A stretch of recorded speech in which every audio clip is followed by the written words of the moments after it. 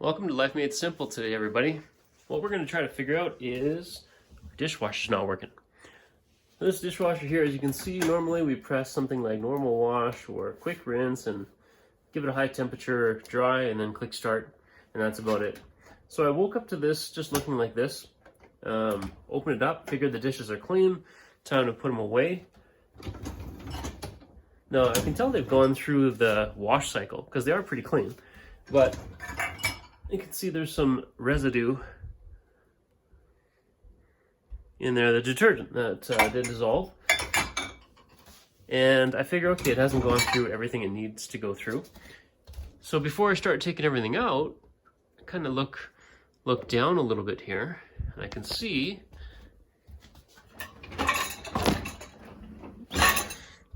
see this here. There's water up inside there. So here we go. There's water in there. Float valve.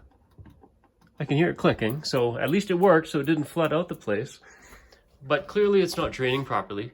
But I'm not sure if I have one or two problems. I know it's not draining properly because there's water pooled in there. But I also know that there's no power going to it. So when I press the buttons, as I was showing you, up in here, nothing's happened like it normally does. So the very first thing, of course, was I went to check the fuse, the fuse panel, and it's fine. So the circuit was not tripped.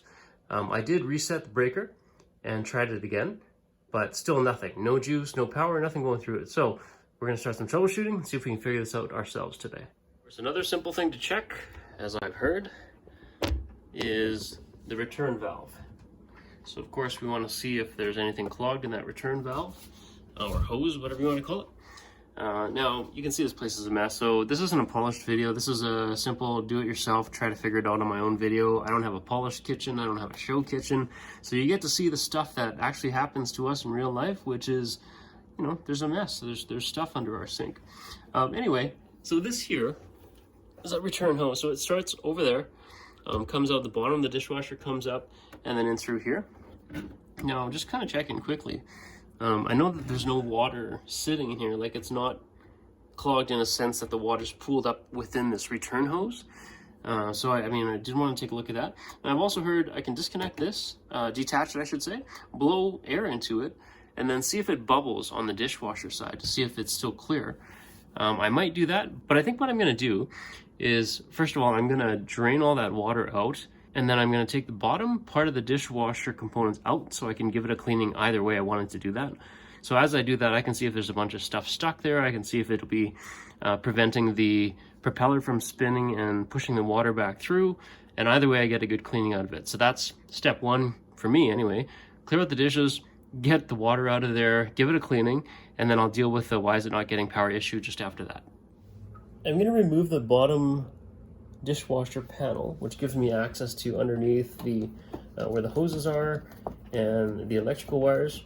And I'm doing this because, one, I have a feeling I'm going to need to get under there, possibly, and two, I want to verify that I'm turning off the circuit breaker so there's no electricity flowing through, because I don't want to get electrocuted. And as I'm taking apart the pieces on the inside of this dishwasher, I don't want it to suddenly fire up and start spinning stuff at me. So what I'm going to do is I'm going to take this panel off, and I'm going to, now that I've got the breaker turned off, I'm going to use a multimeter to make sure that there's no actual voltage coming through here while I'm trying to work on it.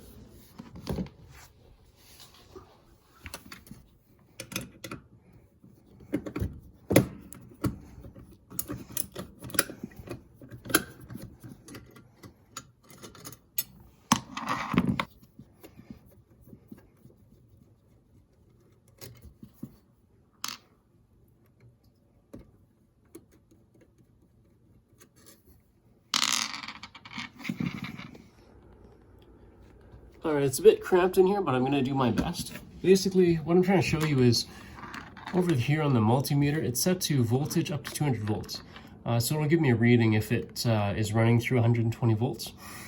I'm also trying to hold the camera here and get some lighting, and it's a bit cramped. So the breaker is on right now, And so as I touch these, I'm looking to get up to 120 volts, which you can see on the multimeter. I know it's sideways, but you can see I'm getting 124 volts.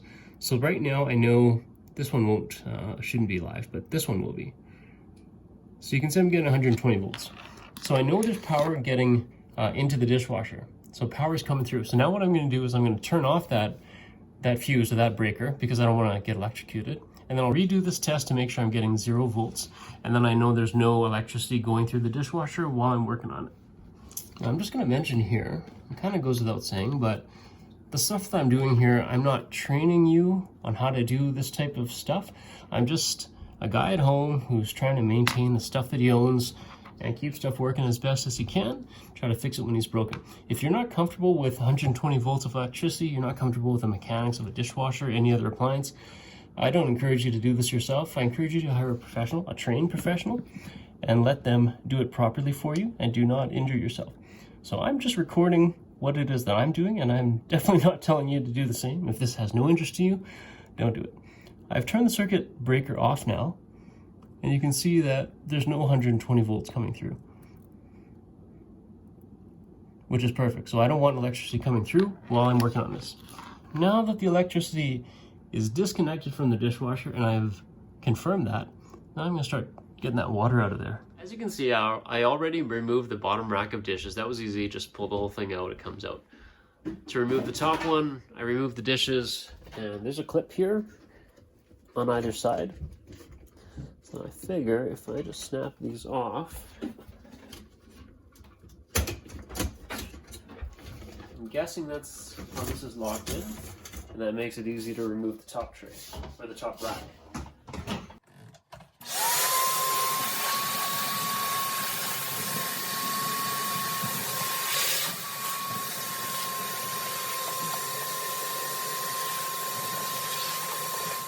Now that we've got some of that water out of there, this is the float valve here.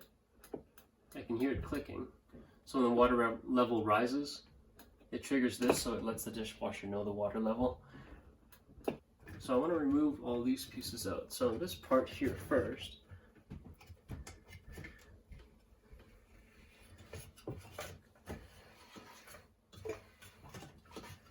That's the point where it comes off.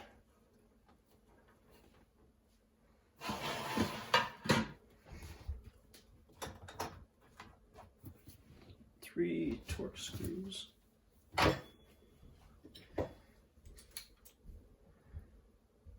In my case, it's T20.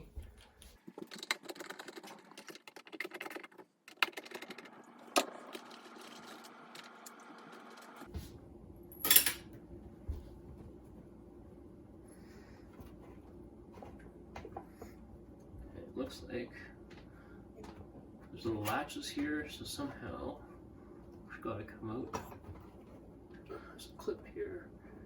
It's not going to budge, so I'm guessing I need some slack around here to be able to wiggle this to get this off, take this out so I can look underneath. I got a screw up here, here, and down here. Let's remove those. So Roberts or Phillips will work.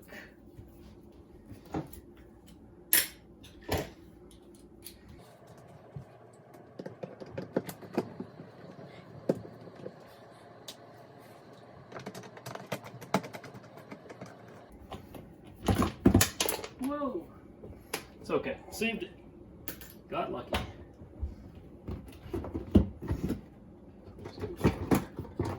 This will move around. Alright. Progress.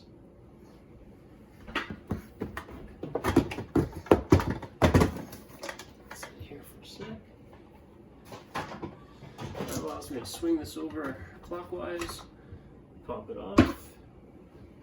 Try not to make a mess. This has got a little washer and this thing comes out. It's got a little washer there. Okay, got it. Oh, another torque screw back there.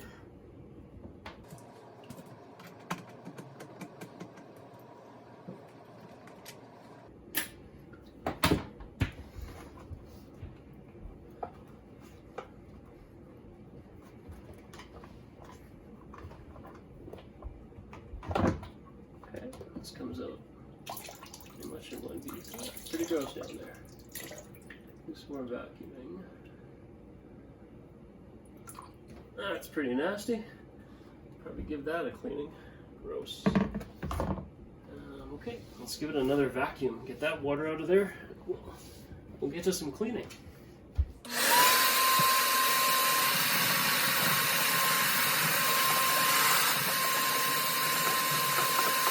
So as you can see here, we've taken the pieces out. We're starting to clean those one by one. Meanwhile, this is what the inside of this looks like, which has probably never been cleaned.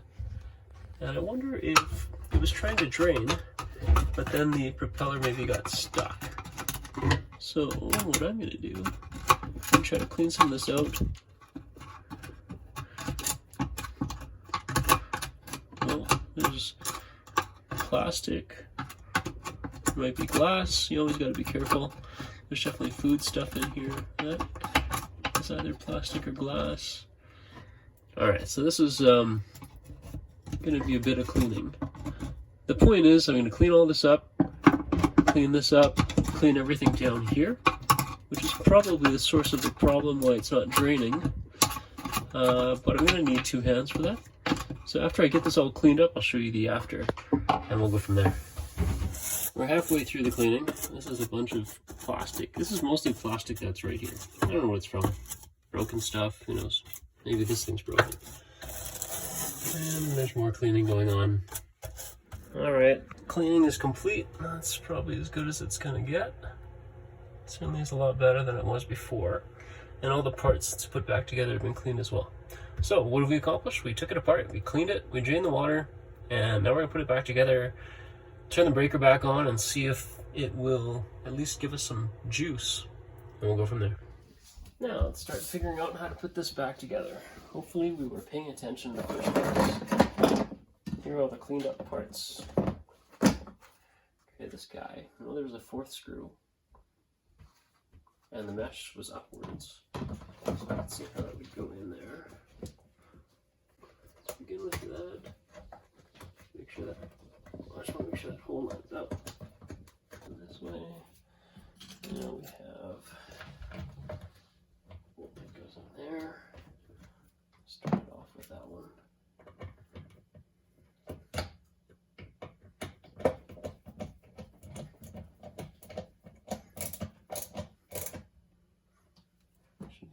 Before I tighten that down, I just want to make sure the other ones are going to line up okay.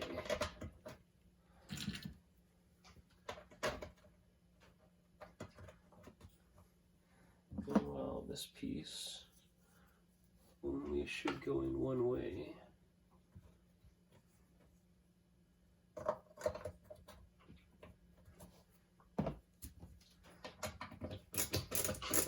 I know I'm putting these screws in early, but I don't think that's going to affect anything.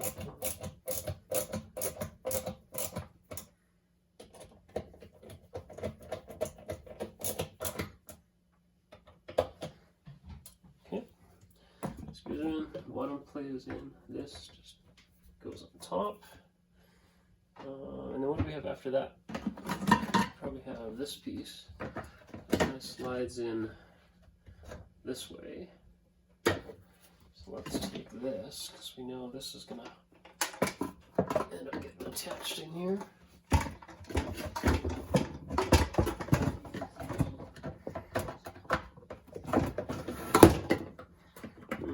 Actually, I think there's a bit of fendangling to get this to go just the way we want it to.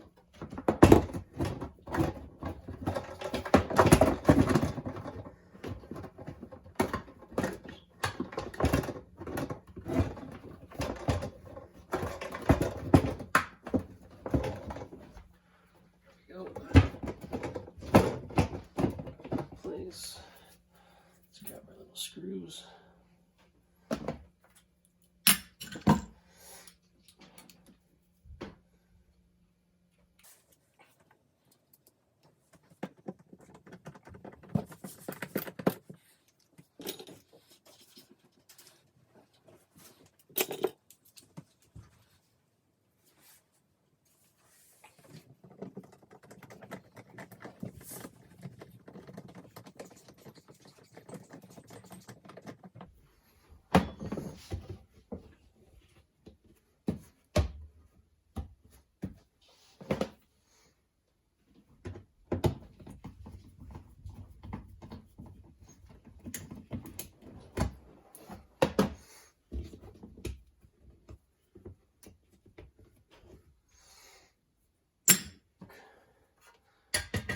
Onto this piece now. I think that's all the parts that are left.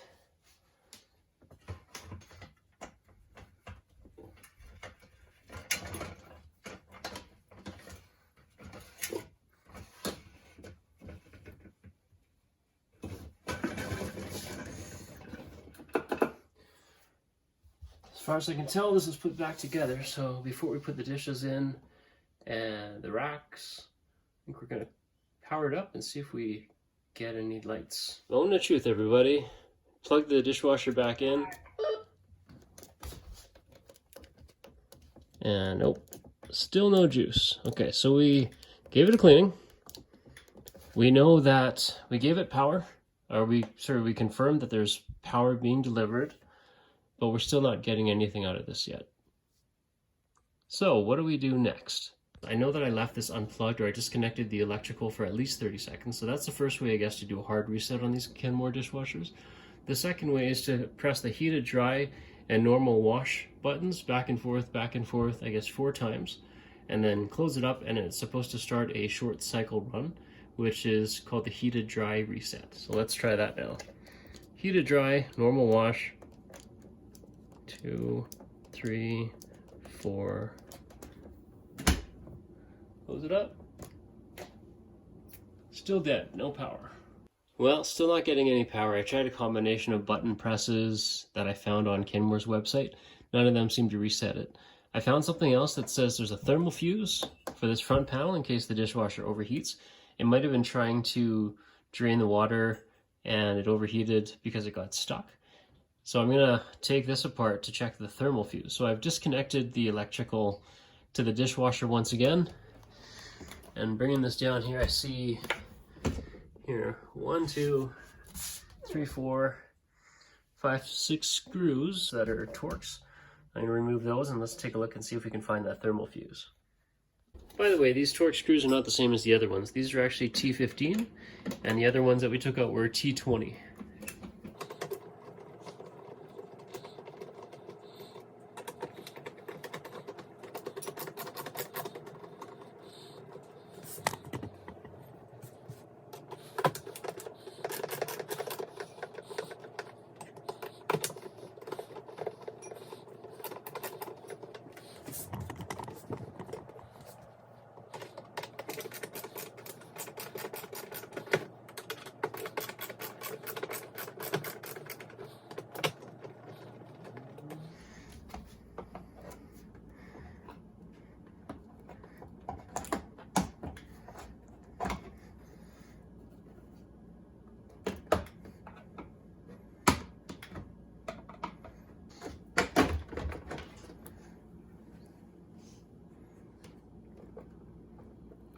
Now that I got the circuit board opened up here, there's just a cover here. There's 4 tabs. You push on the tabs, it comes off. What we're looking to do is replace potentially that thermal fuse. So right here, this thing here is the thermal fuse. You can see there's connectors on either side. And so what we want to do is we want to basically take that out. You can remove the connectors, gently pry up a little bit, and then wiggle them off. Or you can remove the thermal fuse first and then remove these connectors, whatever you feel like doing. Right now I'm just doing it this way. Pry these up a little bit.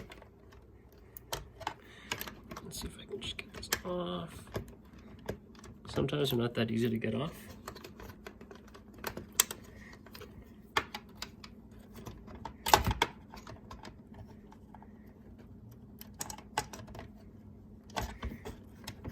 Okay, and then just remember when you do that, this cable on the right here has the white line on it. This cable on the left is just pure black. So to pull this thermal fuse out, it's got these little 2 tabs down here holding that plastic in place. So you can try to push them down with a pick, or you can lightly pry upwards to get that to come free.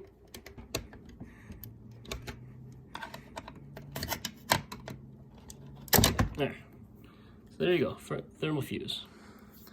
Now we're going to test this thing for resistance. And if there's nothing, then we'll try replacing the part next. Now when testing for resistance, I'm using my multimeter and I'm going to set it to ohms.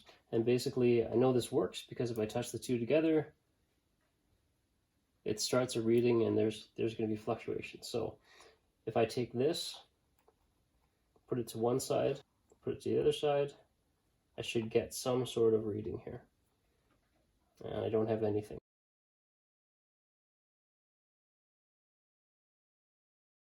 I now have the replacement thermal fuse. This is the old one. This is the new one. Got this off of Amazon. They're basically the same. Slight difference. The original one, the prongs are slightly longer, but otherwise they're, for the most part, the same design. So let's get to testing. So the first test you could do is, well, connectivity. So with the old one, if you have a working fuse, there should be connectivity. If there's connectivity, you're going to hear a beep. So here's the old one. Clearly the fuse inside is not conducting, it must be broken. Here's the new one. There's connectivity. So the other test we'll do is ohms. So we'll test for resistance. Here's the old one. And as you can see on the multimeter, there's no movement, nothing's changed. If there's some resistance, you're going to see it fluctuate. It'll eventually settle on a particular ohm reading, but for the most part, at least you're going to get something. So when I touch these two together, you can see there's changes on the multimeter, whereas with the old one, there's nothing at all, no movement. With the new one, there's some resistance. Now that we have a replacement part and we know it's where it should be working, we're going to install this one in the dishwasher and then find out if this fixes our problem.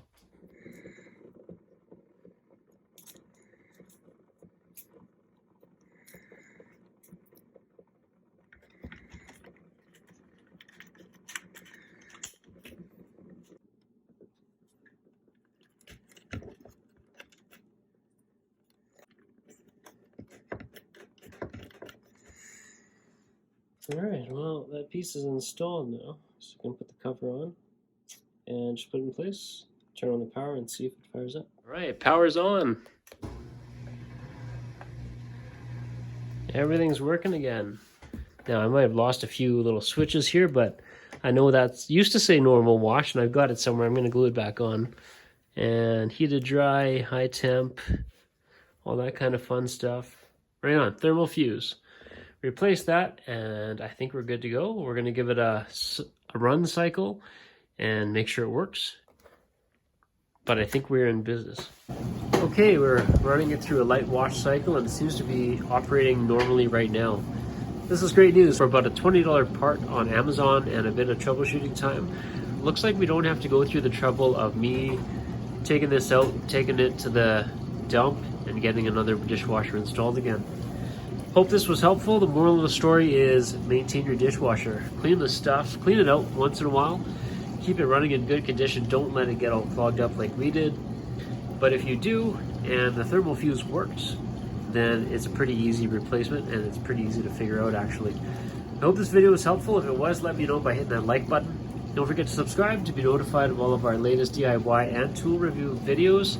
And leave a comment.